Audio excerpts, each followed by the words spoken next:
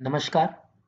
आज हम अपने इस वीडियो में एक्सेल के शॉर्टकट कीज़ जो एडवांस कुछ यूज़फुल कीज़ हैं, उसके बारे में हम इस वीडियो में जानेंगे। इससे पहले की वीडियो में हमने ऑलरेडी कुछ कमांड्स कवर किए हुए हैं, पर आज हम उनसे हटकर और उससे बेहतर कमांड्स हम इस वीडियो में देखेंगे। तो सबसे पहले मैं आपको एक एक्सेल दिखा देता हूँ जो मैंने बना ली है।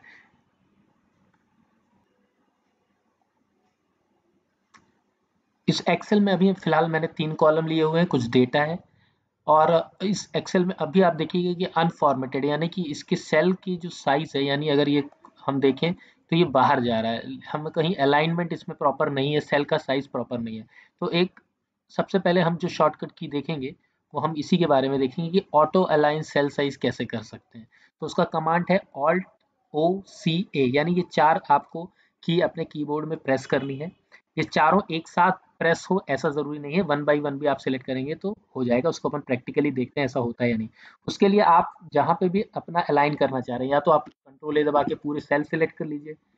फिर उसके बाद आप आइए और अच्छा, आपने एक चीज़ देखिए, मैं अगर सेल जहाँ पे सिलेक्टेड है कोई कंटेंट, अगर मैं उसको क्लिक करके कंट्रोल ए दबाता हूँ तो केवल लिखे हुए कंटेंट में ही ये सिलेक्ट हो रहा है। अदरवाइज अगर मान लीजिए मैंने कहीं बाहर क्लिक किया होता और कंट्रोल ए दबाता तो कंप्लीट शीट ही सिलेक्ट हो गई। तो ये भी एक शॉर्टकट है कि आपको पहले अगर सिलेक्टेड कंटेंट सिलेक्ट करना हो तो उसको क्लिक कीजिए किसी एक सेल में और कंट्रोल ए दबा दीजिए। उसके बाद आपको जो प्रेस करना है वो हमने अभी देखा। तो चलिए मैं दबाता हूँ। सबसे पहले मैंने ऑल्ट दबाया, फिर मैं दबा रहा हूँ ओ। तो आप देखिए ऊपर साइड में यहाँ पर हमारे ये लिख के आ रहा है जो जो सिलेक्ट की होती जा रही है, ऑल्ट ओ एंड देन मैं दबा रहा हूँ सी एंड देन ए। ये देखिए, तो ये अपने आप अलाइन हो गया। ऑल्ट ओ सी ओ से ये सारे इसके जितने भी वैल्यूज जिस भी सेल में वो सब प्रॉपर सेल की साइज में आ गए। चलिए, तो हमने पहला कमांड देख लिया। अब हम देखेंगे हमारा दूसरा कमांड। दूसरा कमांड हमारा है कि टेबल कैसे फॉर्म करें हम कीबोर्ड की हेल्प से। उसके लिए कमांड हमारा है कंट्रोल और टी हमें प्रेस करना है। हम इसको एक्सेल में करके देखते हैं कि कैसे होगा। सबसे पहले हमारा कोई भी जो भी, मान लीजिए मैं इसी में चाह रहा हूँ कि ये टेबल फॉर्म हो जाए यहाँ पर, तो मैं किसी भी एक सेल पे जहाँ पे कंटेंट है वहां आप रख दीजिए अपना, मतलब उसे सिलेक्ट कर लीजिए। उसके बाद आप कंट्रोल और टी दबाइए तो ये इस तरह का ऑप्शन पूछेगा आपको, इसको ओके करना है। जब आप इसको ओके करेंगे तो ये देखिए ये आपका टेबल में चेंज हो गया है। मैं बाहर क्लिक करता हूँ, एक टेबल फॉर्मेट में प्रॉपर आ गया। ठीक है। जब ये आपको एक चीज़ और यहाँ मैं दिखा दूँ, अगर आप ऊपर रिबन में देखेंगे और क्लोज दिखा देता हूँ, तो ऊपर देखिए टेबल से रिलेटेड वाले डिज़ाइन टैब भी खुल जाएगा। टोटल रो, हेडर, ये सब कुछ यहाँ पर आपके खुल जाएंगे। यहाँ पे आप टेबल का फॉर्मेट भी दूसरे कलर में चेंज कर सकते हैं। मान लीजिए मैं इस वाले को सिलेक्ट कर देता हूँ तो ये एग्जैक्टली हमारी टेबल का कंटेंट का कलर भी बदल गया है। ठीक है। इस टेबल में एक चीज और ध्यान देने वाली है, वो ये कि यहाँ पर देखिए साथ में फिल्टर भी साथ में लग गया है। तो हमारा जो नेक्स्ट कमांड है वो हम यही देखते हैं कि एग्जैक्टली अगर ये फिल्टर की हमें जरूरत नहीं होती या हमें होती तो हम कैसे किस शॉर्टकट की के थ्रू फिल्टर लगा सकते हैं और उसको हटा भी सकें। तो नेक्स्ट कमांड हमारा फिल्टर का है कि हम फिल्टर को कैसे ऐड कर सकें या रिमूव कर सकें। उसकी शॉर्टकट की है control plus shift plus L, हमें 3 की दबानी है। तो अब ये हम अपनी एक्सेल में जाकर इसको करके देखते हैं। तो ये हमारी एक्सेल आ गई है। इसमें भी हमें अपने जो टेबल है उसमें किसी भी एक जगह पर हम कहीं क्लिक कर लेते हैं और उसके बाद मैं प्रेस करता हूँ कंट्रोल देन शिफ्ट और देन एल। तो ये देखिए अब आपका यहाँ से फिल्टर जो है ऊपर से चला गया है, राइट।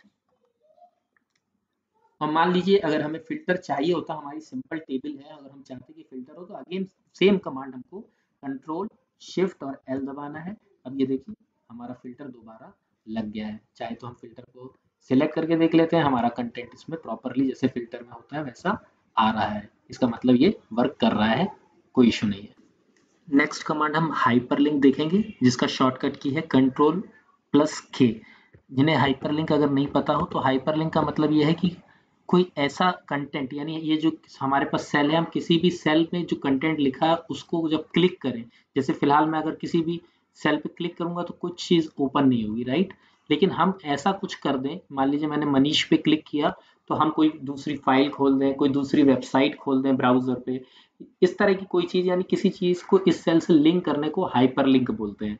तो उसका शॉर्टकट की है कंट्रोल के। तो चलिए जैसे अभी फिलहाल मनीष सिलेक्ट है और मैं कंट्रोल के दबाता हूँ तो एक हमारे पास ऐसा पॉपअप हमारे सामने आ जाता है।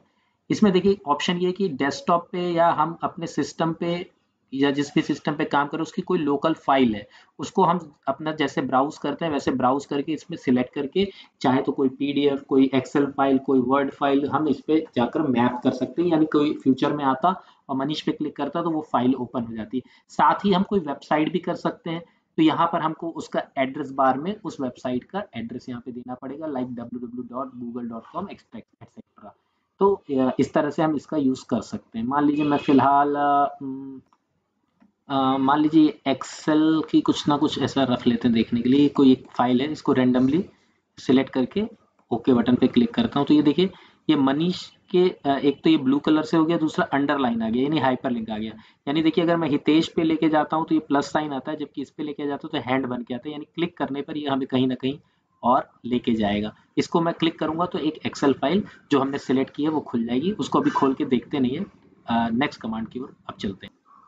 नेक्स्ट कमांड हम ऑटो सम का देखेंगे, जिसके लिए की है ऑल्ट प्लस इक्वल टू। तो हमारे एक्सेल की तरफ चलते हैं।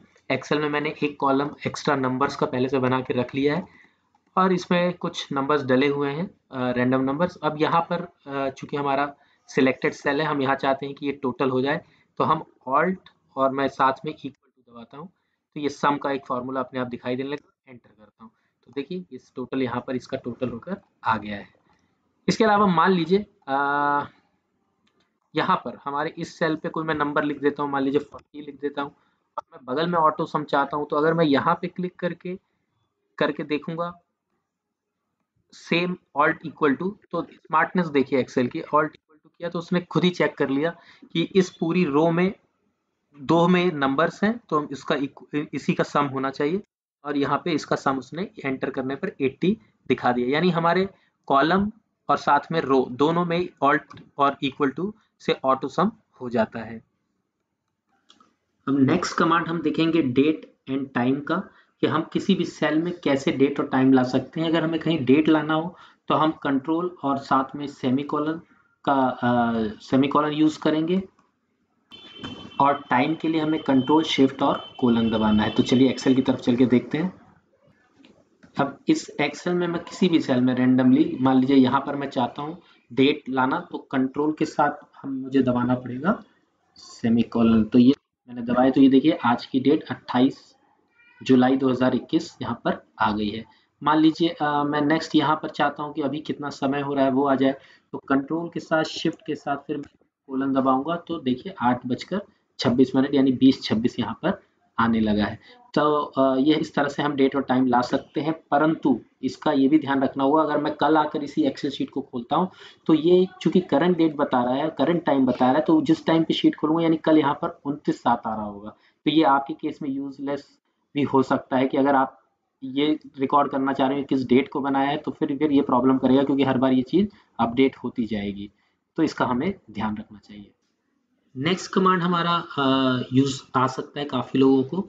अगर मान लीजिए हमें चार्ट बनाना हो, यानी जो भी डेटा हमारी शीट में है उससे कॉरस्पॉन्डिंग एक चार्ट हमारे सामने आ जाए जिसको हम देख कर आइडेंटिफाई कर सके कि अभी क्या सिचुएशन है डेटा की, डेटा क्या कहना चाह रहा है। इस बात को मैं ज़्यादा एक्सप्लेन करने के लिए पहले एक्सेल शीट में चलता हूँ।